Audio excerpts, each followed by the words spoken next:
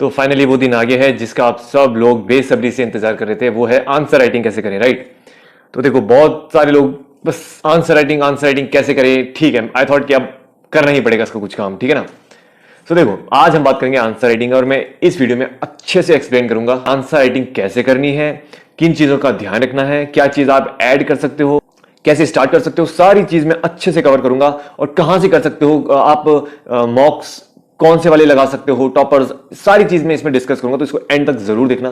क्योंकि देखो answer writing की सबसे पहले मैं बात करता हूं, answer writing is one of the most important aspect of this exam, ठीक है ना भाई। मेंस का पेपर 1750 नंबर जिसमें आपकी मेरिट बनती है, मेंस की 7 पेपर की मेरिट बनती है ना, 2 तो क्वालिफाइंग होते हैं, वो ऐड नहीं होते, वो क्वालिफाइंग है। तो 7 जो पेपर हो गए, 4 जीएस के है ना, एक आपका एसए हो गया और 2 ऑप्शनल, तो इनको आपने लिखना पड़ता है। मींस सब्जेक्टिव पेपर है, आपको लिखने पड़ेंगे आंसर्स, एंड जिसके आंसर राइटिंग स्किल्स अच्छी होंगी उसका जरूर निकलता है पेपर। नो मैटर आपका नॉलेज कितना अच्छा है, मैटर नहीं करता है, ऑब्वियसली एक लिमिट तक मैटर करता है, लेकिन अगर आपको अपना जो आपके पास नॉलेज आपने गेन किया है, जो जितना भी आपने इधर उधर का पढ़ा है, उस इंफॉर्मेशन को अगर आप पेपर में नहीं लिखना जान रहे हो तो कोई फायदा नहीं है। और जो देखो बहुत से बच्चे हिसाब से पढ़ते हैं, बट उनको अच्छे से पता होता है कि लिखना क्या है, कैसे लिखना है, उसकी स्किल्स काफी अच्छे होते हैं, इतनी प्रैक्टिस करी होती है उन्होंने आंसर राइटिंग की, और वो लोग पेपर निकाल के आराम से ले जाते हैं, ठीक है ना। तो यही गलती हो जाती है बहुत लोगों पे, आंसर राइटिंग को निगलेक्ट करते हैं। वो सोचते हैं कि ठीक है नॉलेज तो आ गया है, वहां पे लिख देंगे जैसा है, लेकिन जब प्रैक्टिस नहीं है तो वहां पे जाके हाथ चलता नहीं है, और फिर टाइम एकदम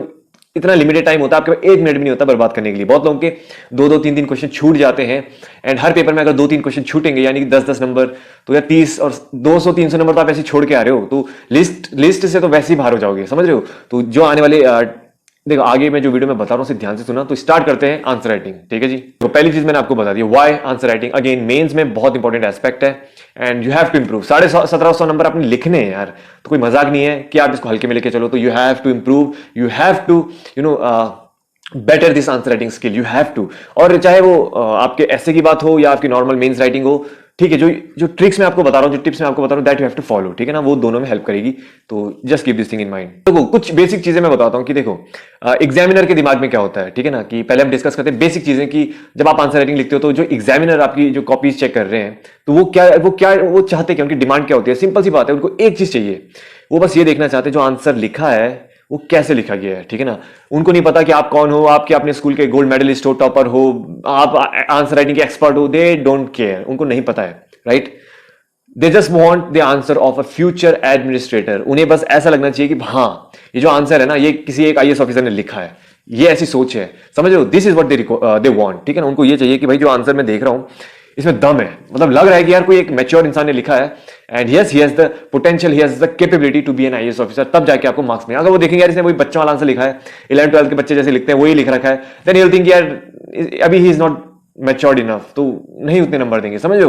यू जस्ट वांट कि जो आंसर लिखा जा रहा है that person should be future administrator. दूसरी बात आती है, देखो दूसरी बात ये आती है कि कई बार क्या होता है ना, हम क्वेश्चंस को जल्दबाजी में पढ़ते हैं और आंसर और उसका अलग कर देते हैं, पूछा कुछ और गया है, लिख कुछ और रहे हैं। सबसे बड़ी मिस्टेक यही होती है, तब तो आपके नंबर ही नहीं मिलेंगे आपको। अगर भाई कुछ पूछा गया है तो कोशिश करो कि वो ही लिखो, सटीक लिखना है आपने जो पूछा गया है। कई बार देखो कुछ क्वेश्चन ऐसे होते हैं जहां पर नहीं पता होता है कि यार, ऑब्वियसली एक आध क्वेश्चन ऐसे आएंगे जहां पे आपको कुछ नहीं पता है, बस आपको इतना तो जरूर पता रहेगा ये कंसेप्ट क्या है। मान लो कि किसी कंसेप्ट का एप्लीकेशन पूछा गया है, आपको एप्लीकेशन नहीं पता है, एटलीस्ट आपको कंसेप्ट के बारे में पता है, तब आप कंसेप्ट को समझा सकते हो, राइट।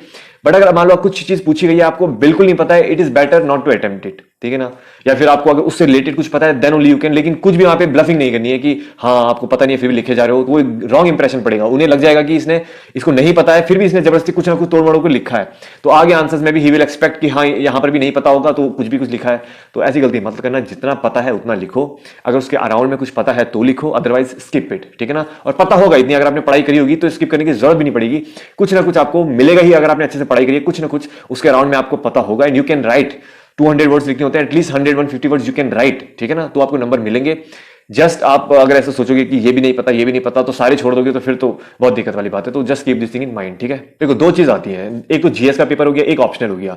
अब ऑप्शनल में yes you have to write in specialised answer, भाई ऑप्शनल है ना, ऑप्शनल सब्जेक्ट है, मान लो एक पॉलिटिकल साइंस है, हिस्ट्री है, तो जाहिर सी बात है हिस्ट्री है तो उसके लिए आपको स्पेशलिस्ट आंसर लिखना पड़ेगा, ठीक है ना, क्योंकि वो सब्जेक्ट आपने लिया है, उसमें अच्छे से पढ़ाई करी है, 5-6 महीने रिविजन किया है, तो ऑब्वियसली जो एग्जामिनर है वो आपसे एक अच्छा answer, deep concept, deep understanding, कुछ डीप आंसर वो आपसे उनकी रिक्वायरमेंट होगी। लेकिन जनरल स्टडीज की बात करते हैं, यस वो जरूर कंसेप्ट स्टेप जरूर जाना चाहते हैं, एक गुड अंडरस्टैंडिंग वो चाहते हैं, वहां पे आपको एज अ जर्नलिस्ट आप लिख रहे हो, ठीक है, तो जरूरी नहीं है कि आपको इतने डीप में जाना है, but whatever is being asked that you have to convey, आपको बस उन्हें अच्छे से कन्वे करना है एग्जामिनर को, ठीक है ना। ये छोटी मोटी चीजें हैं जो कि बहुत मैटर करती हैं।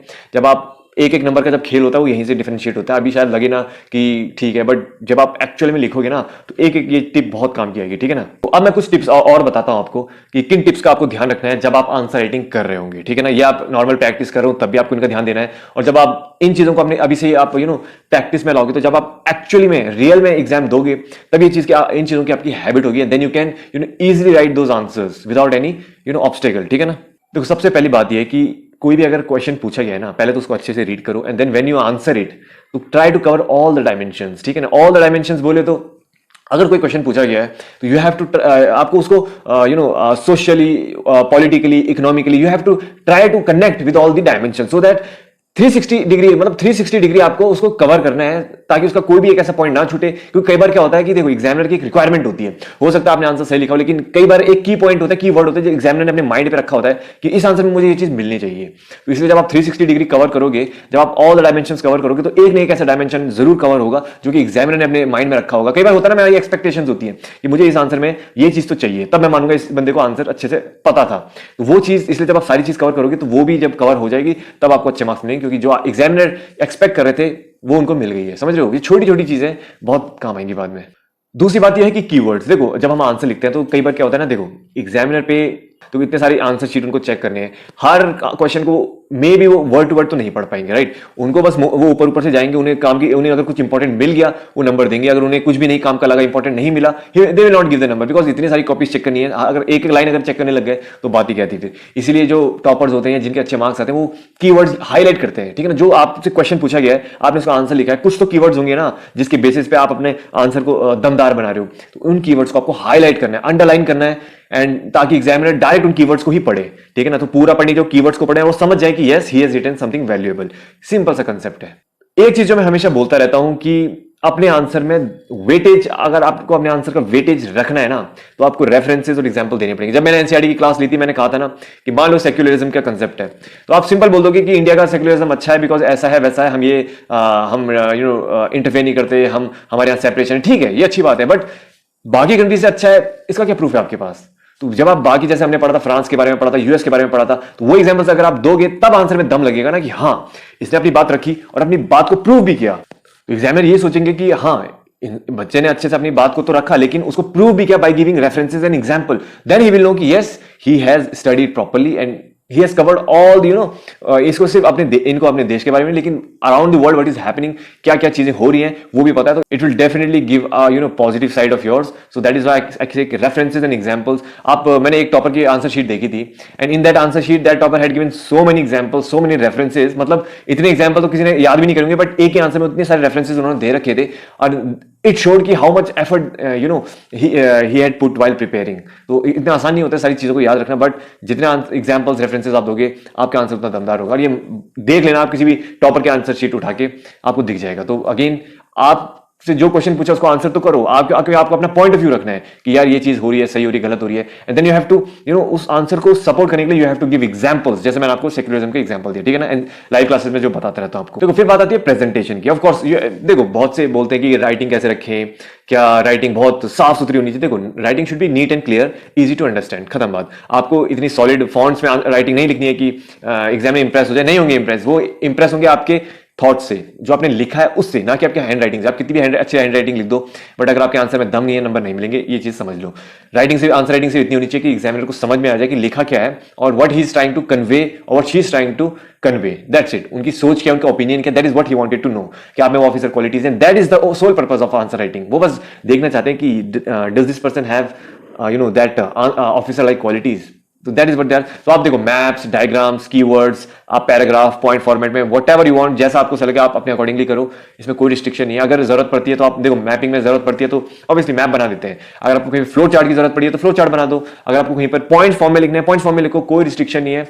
बस make sure you fulfill the requirement of the question that is being asked, as simple as that। ज्यादा कंफ्यूजन नहीं होनी चाहिए। देखो दूसरी इंपॉर्टेंट चीज ये है कि कई बार देखो प्रीलिम्स में तो मैंने बताया था कि नेगेटिव मार्किंग होती है, राइट, लेकिन मेंस में बहुत बच्चों को नहीं पता, लेकिन मेंस में भी कई बार पेनल्टी पड़ जाती है। नेगेटिव मार्किंग तो नहीं बोलेंगे, पेनल्टी पड़ जाती है।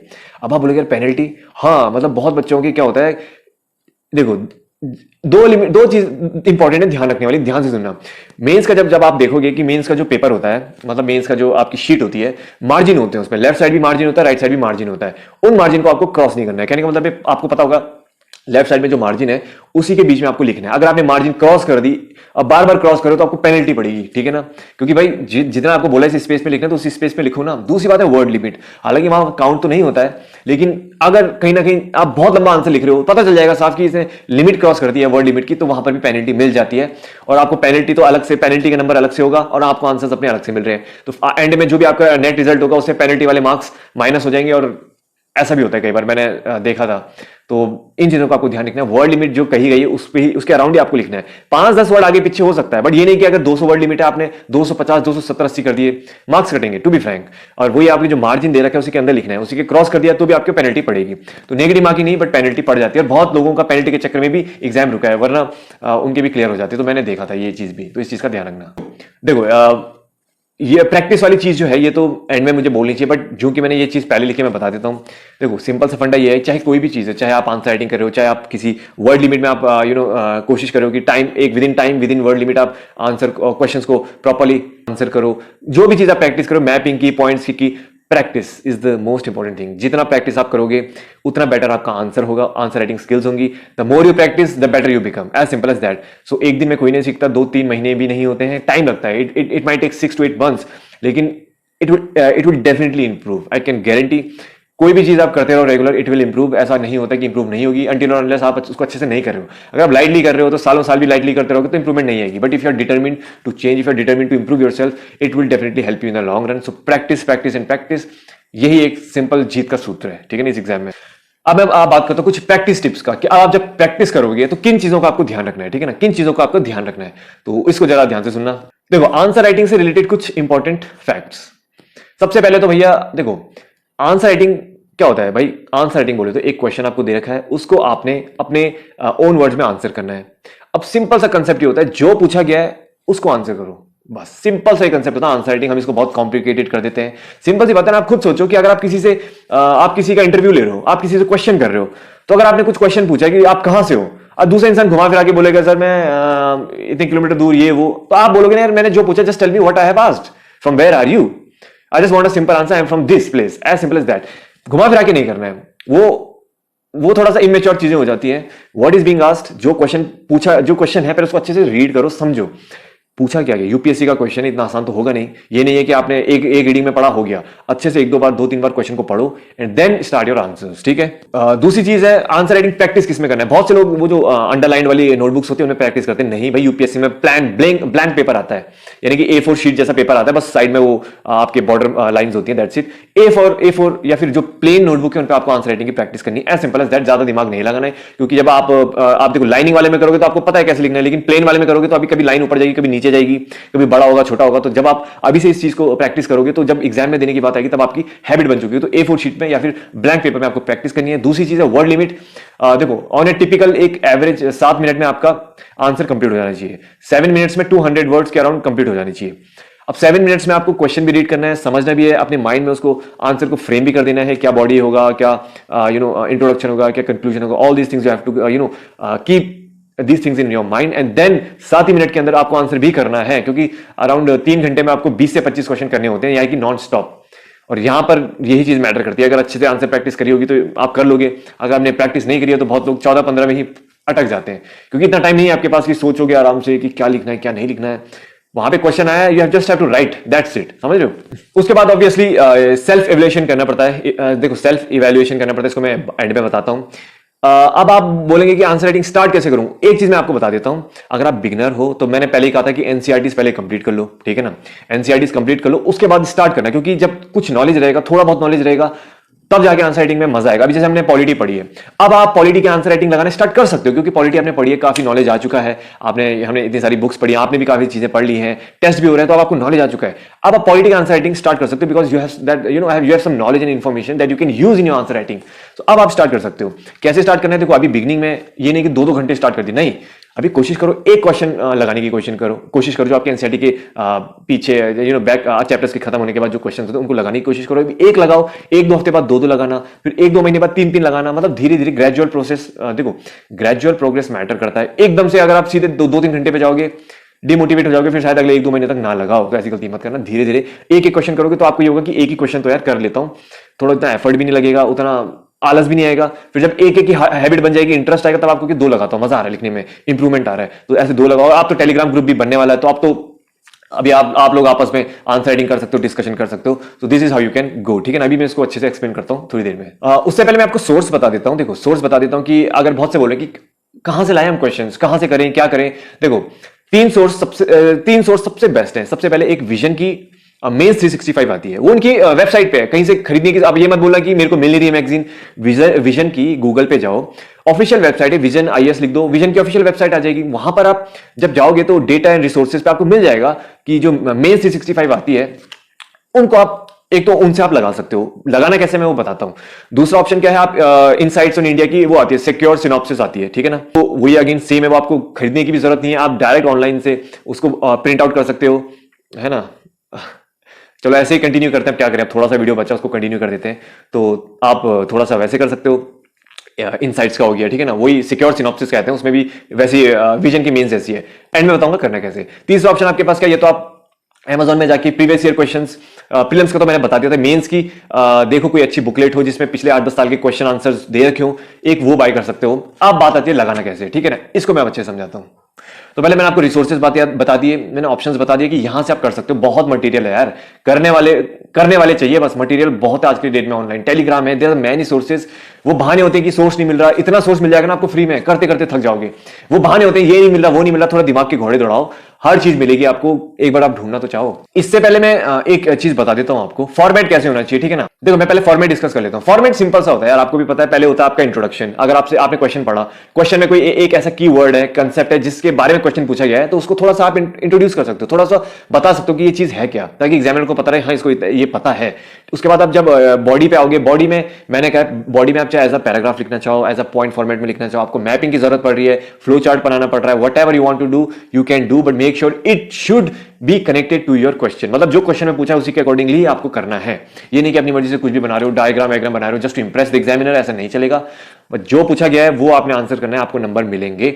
बॉडी में आपके 2 पैराग्राफ 3 पैराग्राफ डिपेंडिंग आप कैसे लेके चलते हो। एंड में कंक्लूजन होगा, कंक्लूजन शुड बी पॉजिटिव मतलब अगर कोई क्रिटिकल क्वेश्चन है उसमें भी आपको एक आपको इंप्रूवमेंट टिप्स देनी है कि ये चीज इंप्रूव ऐसे हो सकती है, या फिर यहां से हम वे फॉरवर्ड ऐसे लेके चल सकते हैं, यहाँ पे still there is a positivity, still ये चीजें मानते हैं कि ये लैक करती है but still there is a scope for improvement. ऐसे आपको वर्ड्स लिखने ताकि यार जो एग्जामिनर उसको लगे कि यार ये बंदा पॉजिटिव है एंड ही डजंट क्रिटिसाइज और he doesn't complain all the time. अगर आप बोलोगे कि यार कुछ नहीं हो सकता, ये है वो है, तो वो बोलेगा ये तो वैसे नेगेटिविटी से भरा है। तो जब ये आईएएस ऑफिसर बन जाएगा तो इसकी वैसी अप्रोच रहेगी कि ये नहीं हो सकता, वो नहीं हो सकता। They don't want such people, they want officers who are positive in behavior, ठीक है। अगर उन्होंने पूछा ये पॉसिबल ही नहीं, इम्पॉसिबल नहीं, but still your thinking should be yes it is possible, nothing is impossible. There are many ways, sometimes things take time, sometimes there is miscommunication, ये सारी चीजें वो जैसे एज पर क्वेश्चन, वो तो मैं बता रहा हूँ एज पर क्वेश्चन आपको आंसर लिखना है। ये नहीं कि ये चीज आप लिख रहे हो, I am just telling you they just want to see your attitude, they just want to see your approach. समझ रहे हो? आई थिंक आप समझ गए होंगे मैं कहना क्या चाह रहा हूँ। You should not be criticising the government. वो जरूर पूछेंगे ऐसे क्वेश्चंस कि ये चीज ऐसी है, वो जब वो देखना चाहेंगे वो कि आप क्रिटिसाइज करोगे कि नहीं करोगे। They are like checking the answers for like past 15 20 30 years. उनके बहुत एक्सपीरियंस है, उनको पता है, वो लगा लेंगे कि इंसान की सोच कैसी है, क्या ये यहाँ सिर्फ मौज मस्ती करने के लिए आएगा या फिर कुछ काम करने के लिए आएगा, हाउ इसकी पर्सनैलिटी कैसी, ऑफिसर लाइक क्वालिटी है कि नहीं है, या अभी भी बच्चा ही है ये, समझ रहे हो। तो you have to keep this thing in mind.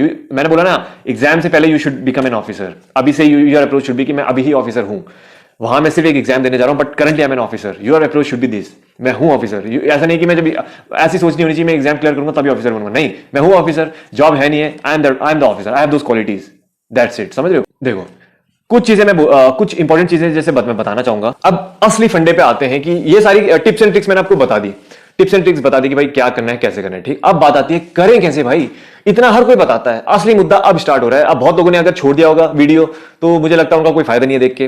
That is what I keep on saying, you should have patience, you should have that officer like quality. And तक सुनने की हिम्मत होनी चाहिए। अगर कोई चीज आपको प्रोवाइड की जा रही है, अगर आपको मैं कुछ वैल्यूएबल लेसन दे रहा हूं, you should have the guts, you should have the guts to be till the end, you should have patience, ठीक है ना। बहुत से लोग छोड़ के चले हुए होंगे तो उनके लिए मेरे को लगता है आधी अधूरी इन्फॉर्मेशन है, कोई फायदेमंद बात नहीं है। असली इन्फॉर्मेशन अब स्टार्ट होती है। देखो सारी टिप्स एंड ट्रिक्स आपने लिखी, नोट डाउन कर लिए, आपको पता चल गया क्या क्या करना है। अब आपको स्टार्ट कैसे करनी है, मैंने आपको रिसोर्सेज बताए थे, ठीक है ना, inside vision, previous year question. अब आपको क्या करना है, आप कोई भी एक क्वेश्चन ले लो, आप चाहे कोई भी एक क्वेश्चन ले लो जहां से भी, जिसका मॉडल आंसर आपको ऑलरेडी पता हो। इतना ध्यान रखना, क्योंकि जब आप कंपैरिजन करोगे, जब सेल्फ इवैल्यूएशन करोगे, तो अगर आपने सिर्फ एक क्वेश्चन आपने कहीं से भी निकाला, उसका आंसर आपको नहीं पता है, तो आप इवैल्यूएट नहीं कर पाओगे। इसलिए मैं कहता हूं विजन की जो मेन है उसमें आंसर भी दिए गए हैं, तो ऐसे क्वेश्चन ढूंढो जिनमें आंसर ऑलरेडी है, ताकि आप कंपेयर कर सको, देख सको आपने क्या गलती करी। अब आप एक बार उन क्वेश्चंस को अच्छे से पढ़ो, ठीक है ना, क्वेश्चन भी पढ़ो, आंसर भी पढ़ो, ध्यान से समझो क्या लिखा गया है। अब कुछ 4-5 मिनट बाद उस आंसर को आप अपने वर्ड में लिखो, समझ रहे हो। अब उसको आप अपने वर्ड में उसको जब आप अपने वर्ड में लिखोगे, अब आपने मान लो कि ऑब्वियसली दिक्कत आएगी, जाहिर सी बात है दिक्कत आएगी। अब आपने क्या करना है, अब आपने इवैल्यूएट करना है। इवैल्यूएट मतलब कि अब आपने देखना है कि क्या पूछा गया था, आपने क्या वैसा ही लिखा है। आप पहला पैराग्राफ, दूसरा पैराग्राफ, आखिरी जितना भी आप चेक करोगे कि जो ओरिजिनल आंसर था वो कैसा था और मैंने कैसे लिखा है, क्या चीजें मैंने मिस कर दी और किन चीजों का मुझे ध्यान रखना है, मेरी वर्ड लिमिट, टाइमिंग क्या सही थी, और क्या मैंने प्रॉपर फॉर्मेट में लिखा है, क्या वो समझ में आ रहा है, क्या वो रेजोनेट कर रहा है क्वेश्चन से, लाइक ऐसा आपको एनालिसिस करना है। टाइम लगेगा, 1-2 महीने, 2-3 महीने लग सकते हैं, but you have to keep on doing these things along with that. जो मैंने आपको पहले टिप्स बताया उनको आपको अपने दिमाग में रखना है। आपने अब जब आंसर अपना चेक करोगे, एज ए एग्जामिनर अपना आंसर को चेक करो। आप देखो यार, मैं अगर एग्जामिनर हूं और ये एक एस्पिरेंट है, क्या ये आंसर मेरे को जच रहा है, क्या ये ऑफिसर लाइक आंसर लग रहा है मेरे को। आप अपना ऑनेस्ट रिव्यू दोगे, देखना आप खुद बोलोगे यार मजा नहीं है, नहीं इसने ये गलती कर दी, ये मिस कर दिया। Again you write, next question you write, you write, you write, you write, keep on practising, practice practice and practice. The more you practice the better you become. कहते हैं ना, practice makes a man perfect. Only solution is practice. आप practice करो, improve करो, देखो क्या गलती हो रही है, कहां पर मेरी गलती हो रही है, कहां पर मेरा इंट्रोडक्शन ज्यादा हो जा रहा है, या फिर बॉडी पार्ट्स में मैं पॉइंट्स में सही से नहीं लिख पा रहा हूं, पॉइंट्स में सही से नहीं बना पा रहा हूं। ऐसी चीजें आप करते रहोगे ना, आपके आंसर की स्किल्स इंप्रूव होंगी। एक दिन का काम नहीं है यार, 1 महीने का काम भी नहीं है, 6 महीने लग जाएंगे, टेंशन मत लो, करना पड़ेगा। अब बहुत से 2-3 दिन ट्राई करते हैं, बोलते हैं हमसे आंसर नहीं लग रहा है, वही बात है ना, फिर you have to keep on doing it, you have to keep pushing yourself, you have to work hard, you have to put that extra effort, as simple as that. बस इन चीजों का आपको ध्यान रखना है। प्रीवियस ईयर क्वेश्चंस के जो आप जो आपके पास अगर होंगे पेपर, जो आपने बुक मंगा रखी होगी, उनको देखो कैसे क्वेश्चन आए थे, कैसे आंसर लिखा है, सोचो उसको, अच्छा ऐसे ऐसे आंसर लिखा है। फिर जो मॉडल है, जैसे कि आपके विजन के हो गए, इनसाइट्स के हो गए, रीड दैट, उनको पढ़ो कि उनके आंसर्स कैसे हैं। फिर आपको एक अंडरस्टैंडिंग बढ़ेगी। फिर एनसीईआरटी आप पढ़ी रहो, करंट अफेयर अलग से पढ़ रहे हो, स्टैंडर्ड बुक्स बाद में पढ़ोगे, नॉलेज का भंडार आ जाएगा। Now you have to put that knowledge into that piece of paper. तो धीरे धीरे the more you practice the better you become. बस यही फंडा है, इससे ज्यादा कुछ और है नहीं जानने लायक। मुझे लगता है आंसर राइटिंग मैं देखो इतना बड़ा वीडियो हो गया ना, I have covered almost each and every part. कुछ चीजें शायद मिस हो सकती है, बट मोटा मोटा यही है। इतना भी अगर आप करोगे तो it will definitely improve your answer writing skills. और भी अगर इन फ्यूचर कभी जरूरत पड़ती है, कुछ चीजें मुझे लगता है कि मैंने मिस आउट कर दिए हैं, या ये बच्चों के अगर डाउट्स आते हैं कि अभी भी इसमें कुछ है, तो in future I will try to bring another video आते रहेंगे। No need to worry about it. ऐसा नहीं कि आंसर राइटिंग अब खत्म हो गई है, हर महीने कभी ना कुछ नया मिलता रहेगा, तो मैं उस पर वीडियो बनाऊंगा। बट अभी जो बिगिनर्स हैं, जिनको स्टार्ट करना है, जो एडवांस में जिनको इंप्रूव करना है, you can follow this strategy and it will definitely boost your preparation. So that's it. I think इससे ज्यादा कुछ जाने लायक चीज नहीं है। तो that's it guys, and do watch. I hope आपने अच्छे से देखा होगा। तो फिर मिलते हैं अगली वीडियो के लिए, and all the very best. And do tell me कि आपको कैसे लगे टिप्स, ठीक है ना, कमेंट सेक्शन में जरूर बताना। अगर आपने वीडियो पूरा देखा है, कैसे लगे, क्या आपको कुछ नया सीखने को मिला, क्या आपका आंसर राइटिंग का कुछ आपको थोड़ा सा पर्सपेक्टिव चेंज हुआ है। Do tell me in comment section कि कैसा आपको ये वीडियो लगा, ठीक है ना। तो मिलते हैं फिर अगली वीडियो के लिए, and thank you so much and have a good day.